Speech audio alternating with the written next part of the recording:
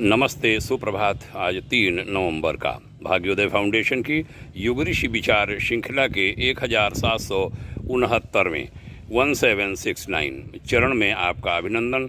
बाल निर्माण की कहानियाँ आज की पुस्तक लेता हूँ। पृष्ठ 22 पर गुरुदेव पूज्य श्रेष्ठ आचार्य श्री राम शर्मा जी ने लिखा था, माँ की मेहनत रंग लाई।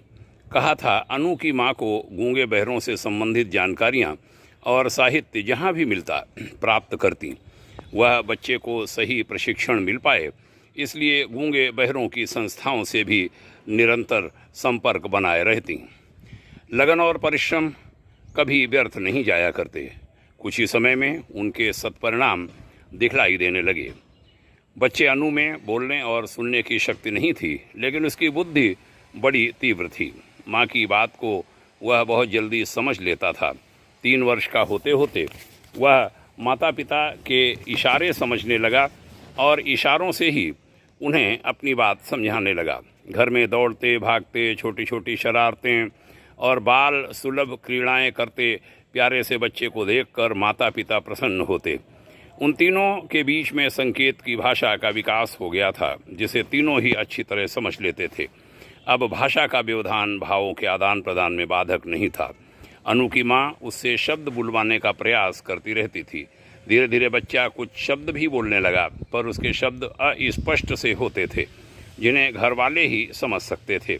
अनु की माँ उससे तरह तरह के खेल खेलती, जिससे उसे साथ का अभाव अनुभव न हो। वही बच्चा जो कभी घर से बाहर निकाला जाने वाला था, किसी केंद्र में डाला जाने वाला था, वह बच्चा घर में घुल मिल गया। बहनों भाइयों, ये समस्या होती है कुछ परिवारों में। एक हिमालयी राज्य के मुख्य सचिव रहे, प्रमुख सचिव राज्यपाल थे। उस समय हमारी भेंट हुई थी और उन्होंने अपने बच्चे के बारे में यह समस्या बताई थी कि किस तरह उनका बच्चा इसी प्रकार का ऐसी चीज़ों से गुजर रहा है, फेस कर रहा है। उन्होंने यह भी कहा था कि विभिन्न विश्वविद्यालयों, विभिन्न संस्थाओं को ऐसे बच्चों के बारे में अपने यहाँ भी शिक्षण प्रशिक्षण के केंद्र खोलने चाहिए। अच्छा प्रयास है। बहुत बहुत शुभकामनाएं। आपके उज्जवल भविष्य की शुभकामना। ओम शांति।